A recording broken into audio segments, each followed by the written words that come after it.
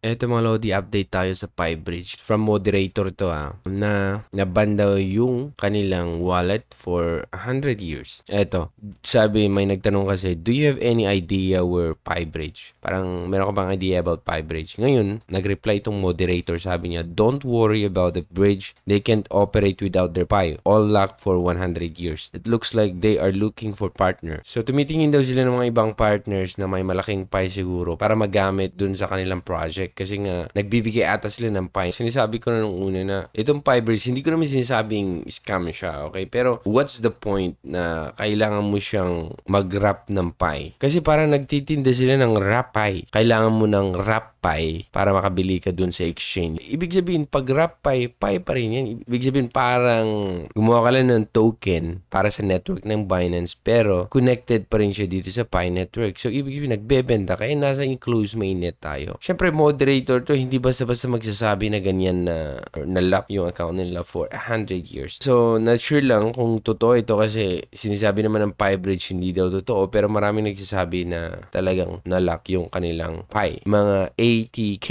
Pi ata, lock for 100 years. So, mag-ingat-ingat mga Lodi, okay? Alam natin yung rules. Okay naman sana sa akin pero itong PyBridge kasi hindi ko lang talaga nakikita saan siya mag-fall dito sa vision and mission ng Pi network. So, yung vision kasi parang itong Pi na meron tayo is magamit natin inside the network. Bakit mo pa kailangan mag-wrap ng Pi? Di ba? Bakit mo pa kailangan mag-wrap ng Pi? Hindi ko gets. Yung mga ibang users dyan sa network, kung gusto nila ng Pi, pumasok sila dito sa ecosystem ng Pi network, sila na yung bibili ng Pi dito. Ganun lang. Hindi nila kailangan bumili ng wrap Pi para doon nila i-trade sa ibang network katulad ng Binance. Anything can happen naman in the future. Pero sa ngayon, parang hindi ko gets pa rin yung PyBridge. Okay? Hindi naman yun ang reason. Pero ang reason daw dito is nagsisell sila. I don't know kung anong ibinebenta nila. Kung yung wrap Pi, di ba, kailangan mo bumili ng wrap Pi kung gusto mo. Hindi naman pwede yun. Nasa enclosed mainnet tayo. Kahit wrap Pi pa yan, pero it's still connected. Dito sa Pi na token, okay lang siya na pag wrap Pi siya, na available dito sa Binance, pero dapat enclosed mainnet pa rin. Ibig sabihin, hindi pa rin pwede makabili. Diba? Kasi nga, wrap Pi siya connected pa rin siya dito sa Pi token na hawak-hawak natin. So, I'm sorry guys, di ko alam kung totoo ito o hindi, pero moderator na kasi ang nagsasalita dito. At yan ang balita, latest update dito sa PyBridge. Okay, yung mga kasama natin dyan na